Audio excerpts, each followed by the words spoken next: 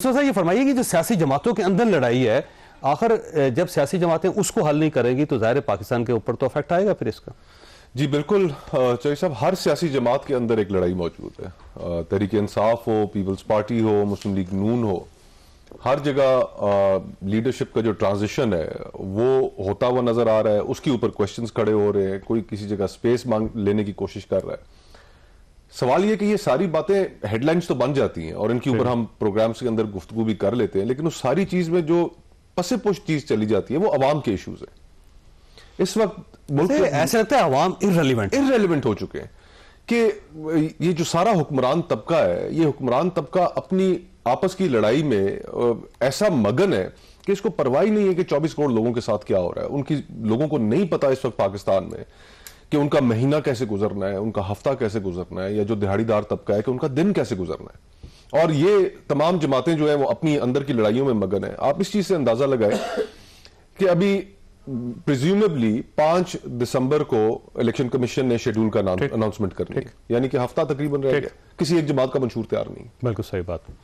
कमेटियां बनाई हुई हैं, कमेटियां बनाई, ये क्या है फ्रैंकली। अब अच्छा, इससे ज्यादा खतरनाक चीज ये है कि ऐसा लगता है स्टेट हमने एस्टैब्लिशमेंट के हवाले कर दिया है कि स्टॉक एक्सचेंज उन्होंने देखनी है, डॉलर उन्होंने कंट्रोल करना है, गैस उन्होंने लेके आनी है, बिजली का मामला उन्होंने सेटल करना है, यूएई के साथ एग्रीमेंट्स उन्होंने करना है, सऊदी अरेबिया से पैसे उन्होंने मांगने हैं, और ये सारे काम उनके हैं। और बाकी चीजें जो है पार्टीज ने कहा कि हम बाकी मामला हम खुद देखेंगे। कुछ उनका भी कसूर है हमारी स्टैब्लिशमेंट का, लेकिन सियासतदानों का भी कसूर है कि वो स्पेस जो उन्होंने जानबूझ कर दी है। अब फॉर एग्जांपल अगर आप इमरान खान साहब का दौर देख लें, पाकिस्तान भारत के दरमियान एक जहाज गिरा देते हैं, जंग का माहौल बन जाता है, बड़ी टेंशन वाली सूरत हाल होती है। इमरान खान साहब इनकार कर देते हैं बैठने के लिए ऑपोजिशन के साथ, ठीक, और उस वक्त जनरल बाजवा को स्टेप इन करना पड़ता है, फिर वो ऑपोजिशन को एतमाद में लेते हैं और कोई लेजिस्लेशन हो जाए, FATF की हो जाए।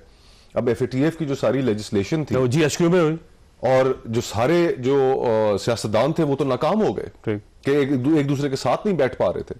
तो सियासतदानों के जो अंदर अपनी जो इंप्रूवमेंट है, मुल्क को रिफॉर्म करना एक अलग बहस है, उसकी अशद जरूरत है, लेकिन पॉलिटिकल पार्टीज को भी जो रिफॉर्म की जरूरत है वो भी ये नहीं कर पा रही। ठीक। अच्छा, वैसे एक सवाल आपसे करके मैं आगे जाऊंगा, ये बताइए वाकई पाकिस्तान पीपल्स पार्टी के अंदर लड़ाई है बिलावल भुट्टो साहब और जरदारी साहब के दरमियान? ये एक मेरे ख्याल से नुक्ता नजर का इख्तलाफ तो जरूर है। नुक्ता नजर का क्या इख्तलाफ है कि जरदारी साहब मेरे ख्याल में उनकी जो पॉलिटिक्स है वो ज्यादा पावर पॉलिटिक्स की तरफ ओरिएंटेड है। बिलावल साहब चाहते हैं कि जो खोई हुई स्पेस है पंजाब में, खैबर पख्तूनख्वा में, वो एंटी नून और एग्रेसिव पॉलिटिक्स करके वो हासिल की जाए वापस, और जब तक हम वो पॉलिटिक्स नहीं करेंगे तो वो स्पेस हमें नहीं मिलनी। तो अब इन दो सोचों का आपस में सरेंडर हमेशा बिलावल साहब को करना पड़ता है, इस बार भी किया उन्होंने। इसको आप सरेंडर नजर तो बाहर तो और आ ही रहा है लेकिन उसमें इस बहस का एन इलेक्शनों से पहले शुरू हो जाना आपकी सारी रैंक एंड फाइल को कंफ्यूज कर देता है।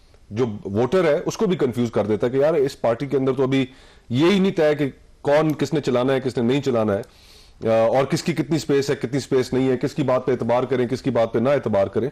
तो ये कंफ्यूजन ठीक नहीं है। और मेरे ख्याल से वहां पर जलसे में एक जो विजुअल था, मैंने देखा कि जरदारी साहब ने पगड़ी पहनाई बिलावल साहब को। आई होप कि अब ये कंफ्यूजन खत्म हो और वो आगे बढ़ सके। तो डिफ्यूज करने की कोशिश कर रहे हैं। वैसे प्रेस साहब ये फरमाइए, जो पाकिस्तान तहरीक इंसाफ के अंदर जो लड़ाई है, अब तो ज़ाहिर है वकला भी एक दूसरे के साथ लड़ रहे हैं, और 4-5 वकला हैं जिनका एक्सेस है इमरान खान साहब तक, और वो भी आपस में लड़ रहा है। थैंक यू चौधरी साहब।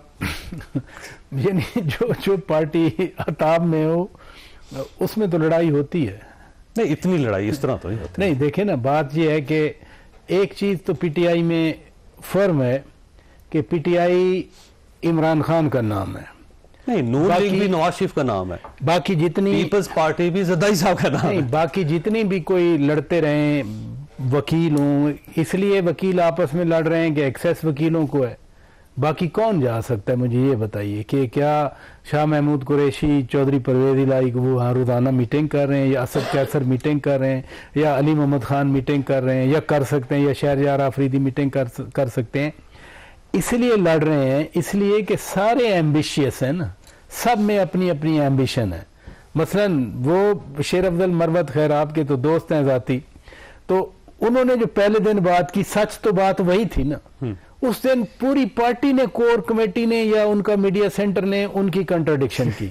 फिर खोसा साहब ने आकर कंट्राडिक्शन, खोसा साहब तो आज भी कह रहे थे जो मैंने उस दिन बात की थी वही बात सच थी, लेकिन बात वही सच थी जो शेर अफजल खान मरवत ने की थी। उन्होंने कहा था कि चेयरमैन मान गए हैं कि हमारा निगरान चेयरमैन है, एक्टिंग चेयर, वो आ रहे हैं ना परसों, अभी कितना दूर है, सैटरडे तक तो आ गया। लिहाजा ये जो एम्बिशन है ना, चर साहब एक बात है, आपका बड़ा अच्छा इंट्रो था, एक बात है कि पाकिस्तान के कॉन्टेक्स्ट में हमें लड़ाइयां लगती हैं, लेकिन ये एक वाइब्रेंस की भी तो रिफ्लेक्शन है ना। मसलन रिपब्लिकन पार्टी है, आधी से ज्यादा पार्टी ट्रंप को नहीं मानती, लेकिन ट्रंप है ना, वो एक हकीकत है। कांग्रेस में देख लें इंडिया में, यानी वो सोनिया गांधी भी हैं, प्रियंका भी हैं, राहुल गांधी भी हैं, डिफरेंस ऑफ ओपिनियन है, यहाँ पे एक दूसरे के जानी दुश्मन है, इसलिए डिफरेंस ऑफ ओपिनियन हमारे यहाँ जरा ज्यादा है कि हम इस कल्चर के यूज टू नहीं है ना, जो ग्रिप है ना। मसलन जरदारी साहब जो बात करेंगे कोई और बात नहीं कर जाएगा।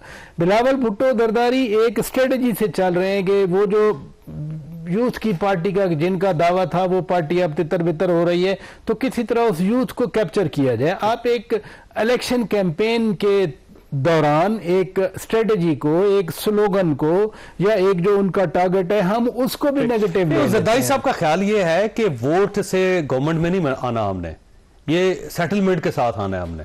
तो वो कह रहे हैं कि आप इनको राजी ना करें, वोटर्स को, ये आते जाते रहते हैं, आप उनको राजी करें जिन्होंने कहीं जाना नहीं। बात ये है कि जरदारी साहब अब माशाल्लाह इतने सीनियर पॉलिटिशियन हैं, उनको सारी जिंदगी इसी एक्सपीरियंस से गुजरना पड़ा है।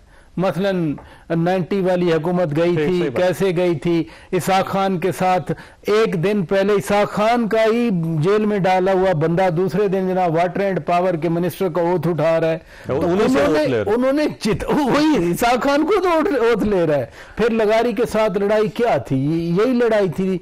फिर बाद में मुशर्रफ के साथ जो कभी रात की तारीकियों में मुज़ाकरात भी होते रहे, जरदारी साहब 2003-4 में बाहर भी गए, वो भी तो जो जरदारी साहब का जिंदगी का एक्सपीरियंस रहा है वो बिलावल भुट्टो जरदारी का भी नहीं रहा। जरदारी साहब का तो जो सेनेटर साहब बात कर रहे हैं ना, यूथ वाली, जो सेनेटर साहब यूथ को अट्रैक्ट करने की बात कर रहे हैं, वो मेरा ख्याल है बिलावल भुट्टो जरदारी एक अपनी पेस से, एक स्ट्रेटेजी से चल रहे हैं।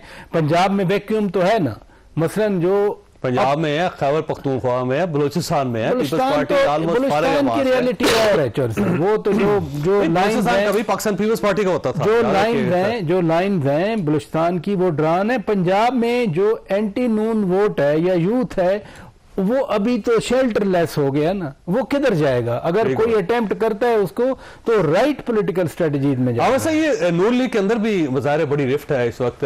शाहिद खान अब्बासी साहब ज़ाहिर वो इलेक्शन ही लड़ रहे और वो बिल्कुल टोटल साइड पे हो गए। मिफ्ता इस्माइल साहब चले, वो इलेक्टेबल नहीं थे, और इसके साथ साथ अब दानियाल अजीज साहब, एहसन इकबाल साहब के साथ तो उनकी जंग शुरू हो गई। तो पार्टी के